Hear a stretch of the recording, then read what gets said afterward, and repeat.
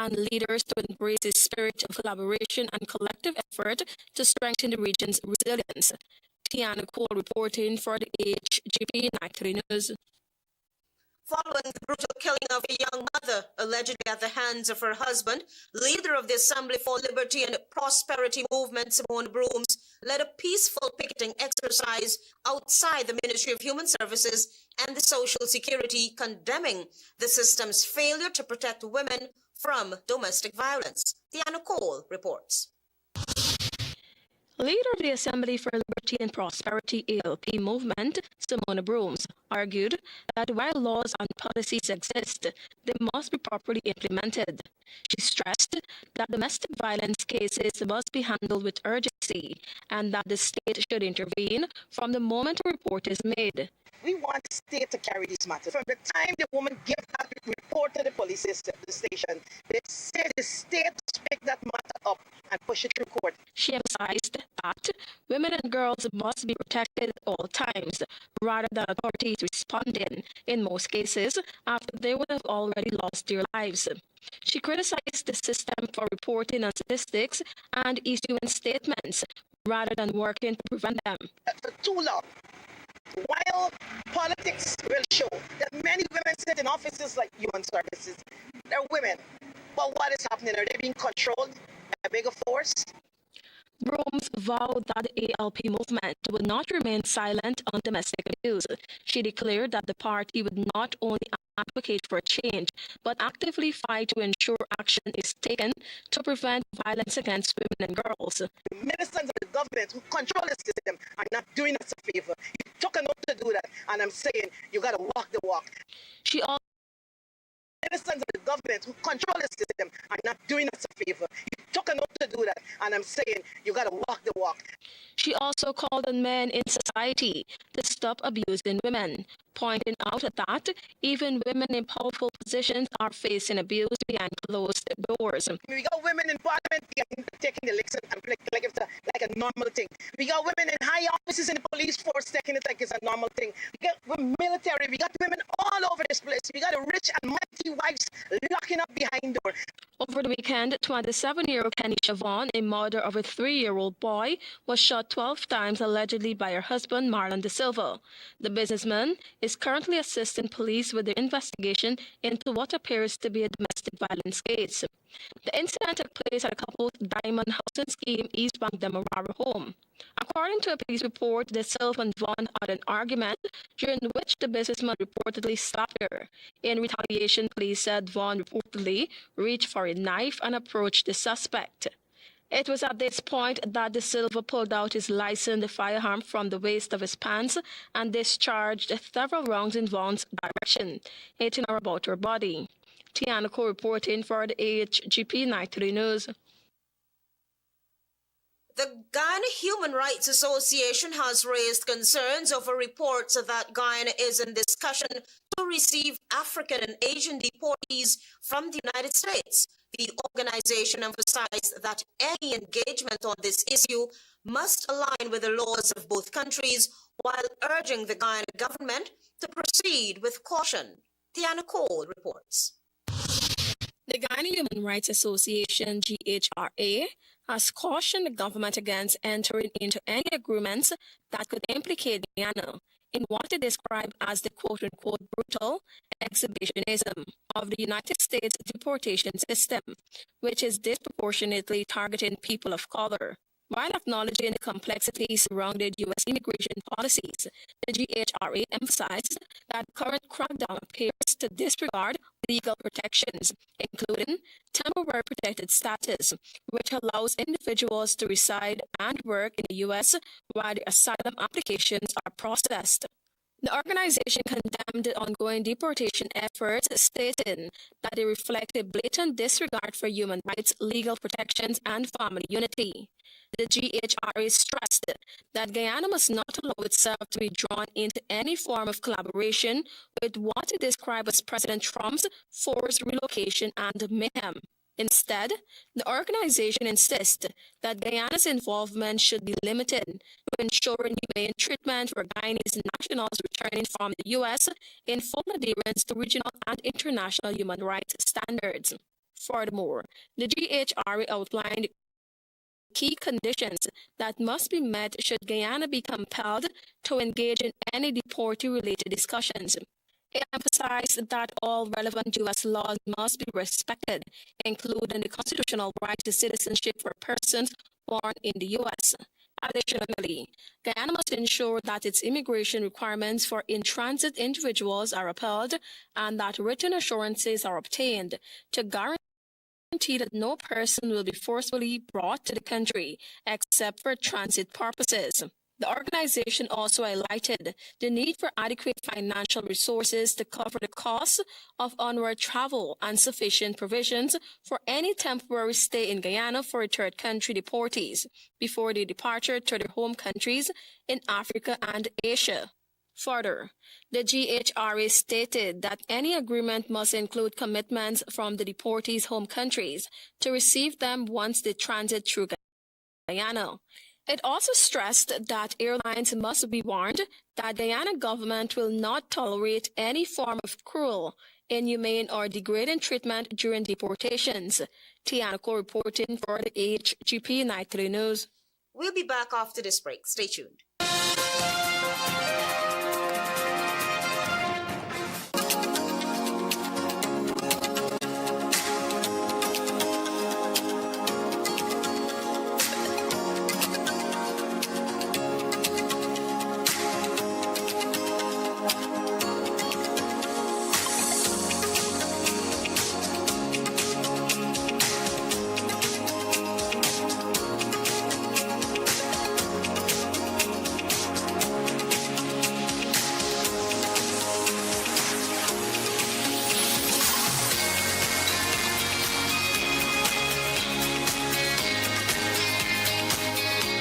Welcome to SNL Electrical Inc., where lighting and electrical needs are met with expertise and style. From the latest in electrical lamps to durable cables, circuit breakers, panels, we have it all. Illuminate your space with our elegant chandeliers, stunning crystal lights, and versatile pole lights. Looking to upgrade your comfort? Explore top-of-the-line AC units and our diverse selections of stylish styles. Visit us at 170-180 Thomas Street, Kitty, Georgetown. Discover a solution that not only lights up your world but transforms it. Call us on telephone number 226-3018 or 223-1634. SNL Electrical Inc. powering your life with elegance, quality, and care. With 70% ethyl alcohol, Mighty Foam Hand Sanitizer eliminates 99.99% of all germs. It's even moisturized in the process, leaving your skin clean and hydrated. Mighty Foam Hand Sanitizer. How do you stay clean?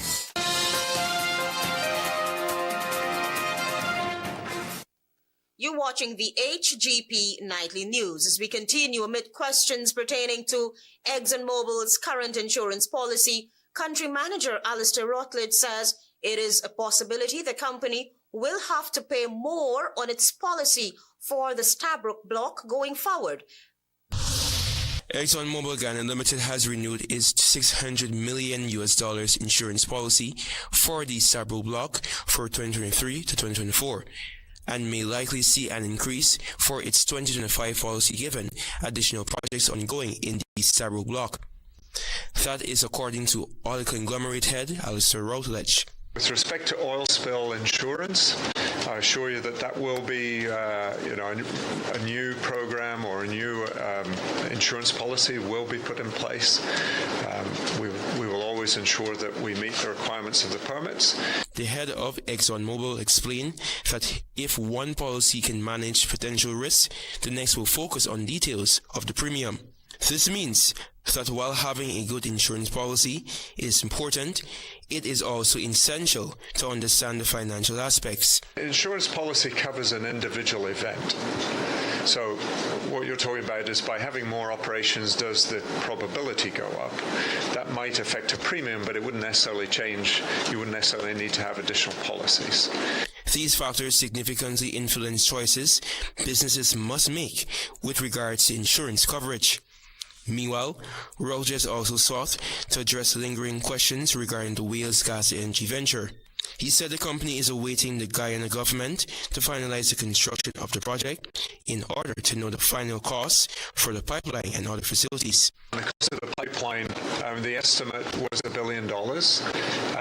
We are still in the process of closing out contracts for all the different supplies, so I don't have an absolute final number at this stage, but it is very much in line with the original budget of $1 billion.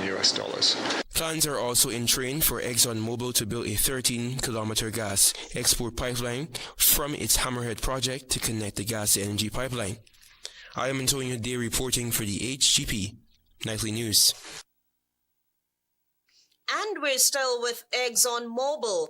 Antonio Day will now tell us too that the oil conglomerate intends to make at least one additional discovery this year in the Stabroek Block, which currently contains an estimated 11 billion barrels of crude. That well will be called Hamlet, the Hamlet 1 well. And that's actually looking for an oil play in the southeast portion of the block. That was President of ExxonMobil Guyana Limited, Also Routledge, during a recent press conference. According to the ExxonMobil head, the company is still finalizing its exploration options for the Hamlet well. We drilled some large exploration wells last year. We're digesting the results of those. In the meantime, we've identified one exploration well that we're progressing the approvals for with the government and the EPA. ExxonMobil has made 46 discoveries in the 6.6 million acre block, as noted by Finance Minister Dr. Ashni Singh during his 2025 budget presentation. In 2024, the oil company announced 5 new discoveries. Exxon said it will continue its exploration program this year, targeting wells with attractive prospects. Exxon has obtained regulatory approvals to develop 6 projects out of the 46 discoveries that have been announced thus far. The projects include Liza 1, Liza 2, Payara, Yellowtail, Roro, and Whittail. Liza 1, Liza 2, and Payara are currently producing an average of 650,000 barrels of oil per day, with production expected to increase this year with the launch of Yellowtail. I'm Antonio Day reporting for the HGP Nightly News. Police earlier on Tuesday recovered 4 stolen engines and a boat on the number 75 beach in the Quarantine Coast. A 51-year-old fisherman who was alone in the Abori Sluice Rivermouth area said 3 men approached him, questioned him, and then tied him up and threatened to shoot him. They then made their escape with 4 outboard engines and a boat and several containers of gasoline. The man claimed too that at one point the suspects untied him and demanded his assistance in fetching the engines onto another vessel. When they were done, the suspects tied his hands and feet with a piece of rope and a zip strap. The 51-year-old said he managed to free himself, raised an alarm, and the matter was reported to the police. He was arrested and placed into custody. He is assisting police with their investigation. We'll be back after this break. Stay with us.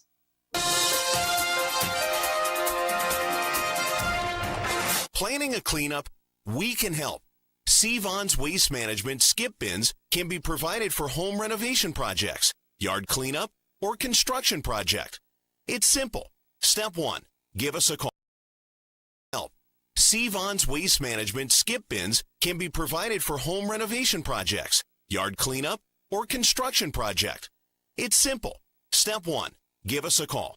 Step 2. We put down the bin. Step 3. Load it up with all of your junk. Step 4. We take it away. That's simple. Bins are also available in various sizes, so there is no job that is too big or too small. Call Sevon's Waste Management today at 218-1455. Ready to up your game? Ready to up your game? Win big with over 60 epic prizes. A brand new PS5, Nintendo Switch, iPhone 16 Pro Max, Apple Smartwatch, and the hottest earbuds from Apple and Samsung. Plus, we are giving away thousands in phone credit and a whole year supply of Buster or Turbo Energy Drink. Here's how. Buy any Buster or Turbo Energy Drink. Find the code starting with BB and enter online or on WhatsApp. Visit us on Facebook or Instagram at Turbo_Caribbean or Buster Guyana for all the details. Don't just play. Up your game with Buster and Turbo Energy.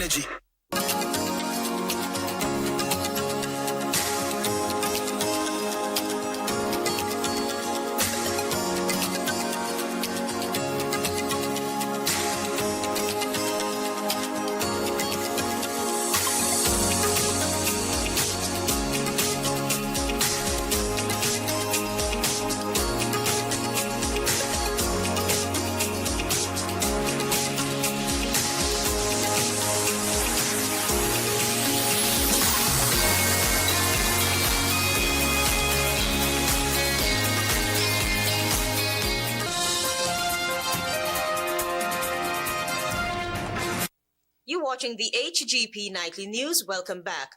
The Guyana National Bureau of Standards on Tuesday launched the 5th edition of the National Quality Awards program, signaling the commencement of the application process for small businesses interested in meeting international standards. Daisy Richards reports.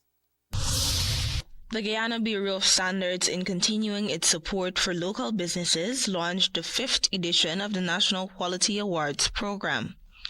They signaled the commencement of the application process for small business owners who are interested in servicing international markets. Executive Director of the Guyana National Bureau of Standards, GNBS, Trevor Basu, said the institution will continue its efforts in ensuring businesses strive for excellence. That more and more businesses and organizations are recognizing the need and the benefits of embracing standards, which results in quality output, which results in more businesses and loyal customers. This year, Basu highlighted that the GNBS is looking to approve at least 30 standards compared to 33 the previous year. The institution trained 924 persons in 2024 in a number of areas, including quality management systems and health and safety. No, those businesses will receive bragging rights, right? Those businesses that are successful have an opportunity to see that we would have received an award, a national quality award for our business success in the year 2025. Meanwhile, President of the Guyana Manufacturing Services Association, Ramsey Ali, has this challenge for small business owners. I really would like to encourage, and I'm going to do this from the GNSA and the other BSOs too, to really champion the smaller businesses in this country to get on board with this program, because it's important for their businesses. The applications process is now open, with the award ceremony scheduled for October 2025, coinciding with the National Quality Week. For HGP Nightly News, I am Daisy Richards. Businessman Marlon De Silva will on Wednesday be charged in the Georgetown Magistrates Court for the gruesome murder of his wife, Kenesha Vaughn. The incident took place at the couple's Diamond Housing Scheme home on Saturday night last. The police said the young mother received a dozen gunshot wounds to her body. Reports indicate that the police on Tuesday sought to have De Silva's hours in detention extended. According to reports, De Silva was imbibing with a group of friends at a popular city hangout when he received a call from Vaughn requesting he should return home. A police report said on his return an argument ensued and the businessman dealt her a slap, and in retaliation, Vaughn reportedly reached for a kitchen knife and approached the suspect. De Silva then pulled out his licensed firearm from the waist of his pants, discharging several rounds in her direction, which hit her about the body, causing her to fall to the floor. The suspect then contacted the police, who, on arrival at the scene, took Vaughn to the Diamond Hospital, where she died while receiving treatment. Police said the breathalyzer was done and his blood alcohol content was 83%, well above the 35% prescribed limit. Police are currently investigating an accident on the Quarantine Coast that claimed the lives of 3 young men. Daisy Richards is on that story. The accident that occurred on the number 79 public road on the Quarantine at around 12:15 a.m. on Monday claimed the lives of Kashan Ramnath, 18, Adrian Inchan, 22, and Amir Soban, 21. According to the Guyana Police Force, the motorcycle ridden by Ramnath with Inchan as the pillion rider was proceeding south at a fast rate when the rider lost control and collided with another motorcycle operated by Soban, who was proceeding north. As a result of the collision, they were all flung from the respective motorcycles, landing on the road, where they all received multiple injuries. They were picked up by public-spirited citizens and taken to the Skeldon Public Hospital, where they were examined by a doctor on duty. Amir Soban and Kishan Ramnath were pronounced dead. Initially, Adrian Inchan, the pillion rider, was in an unconscious state and was taken to the New Amsterdam Hospital for further medical attention, even as his condition was listed as serious. It was later reported by the regional commander that he later succumbed to his injuries while receiving medical attention. His death brought the toll in the accident to 3. Investigations are currently ongoing into the tragic accident. For HGP Nightly News, I am Daisy Richards. Stay tuned for regional news.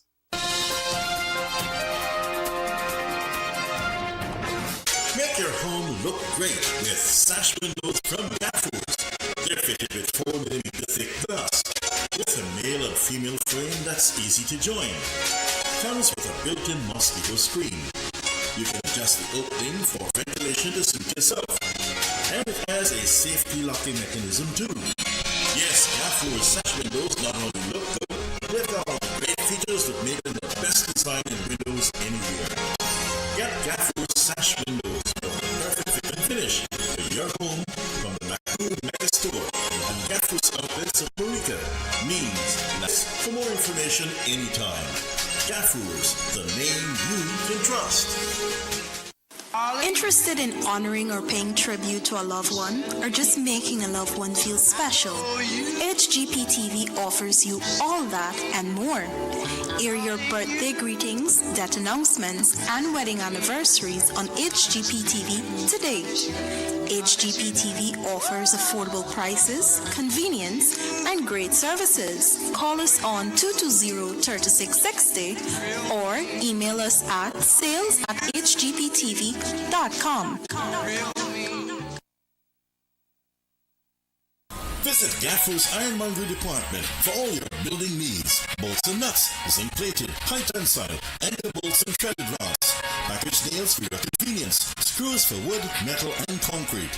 Building a fence, we've got cast iron railheads and decorative fencing. Gate slides and pivots.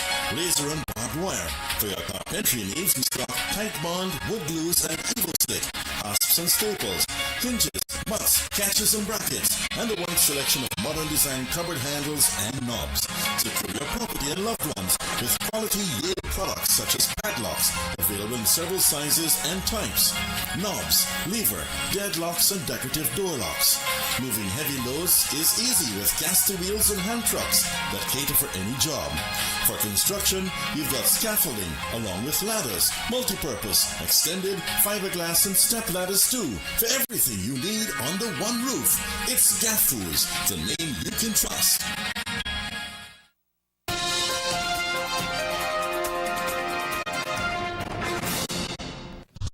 Good evening and welcome to Tuesday's edition of the Regional News. Dozens of Venezuelan migrants boarded small boats on an island off the Caribbean coast of Panama on February 24, setting off towards Colombia by sea as part of a reverse migration of families who have given up trying to reach the U.S.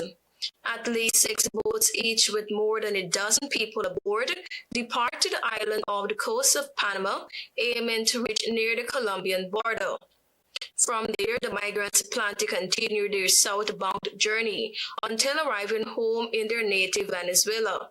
The reverse migration follows U.S. President Donald Trump's crackdown on unlawful migration, including a broad ban on asylum cases, in addition to the elimination of his predecessor's humanitarian parole programs, which had offered some migrants legal pathways to enter the country.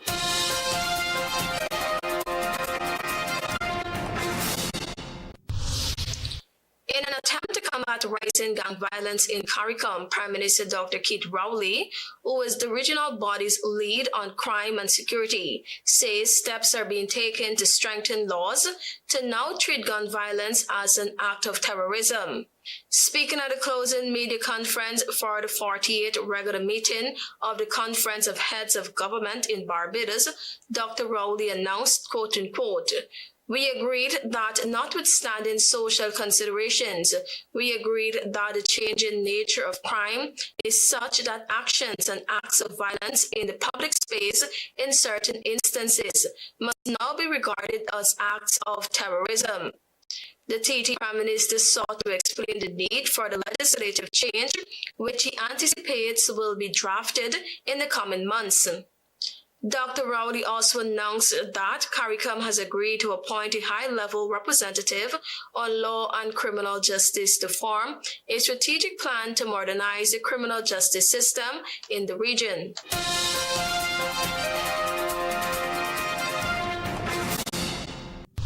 A Kenyan police officer was killed on Monday in Haiti, north of the capital Port-au-Prince, the first casualty since the Kenyan-led security mission arrived in the Caribbean country in June 2024, the mission's authorities said. The multinational security support mission to Haiti said in a statement that the Kenyan officer was injured during the operation and was then airlifted to a hospital where he died. That has been the first casualty the mission has suffered since the UN-backed anti-gang force arrived in the country, where rampant gang violence has displaced more than 1 million people. The officer was killed during a confrontation with gang members. The death yesterday came amid a surge in gang-related violence in the metropolitan area of Port-au-Prince over the last week. Thank you for watching. I am Tiana Cole.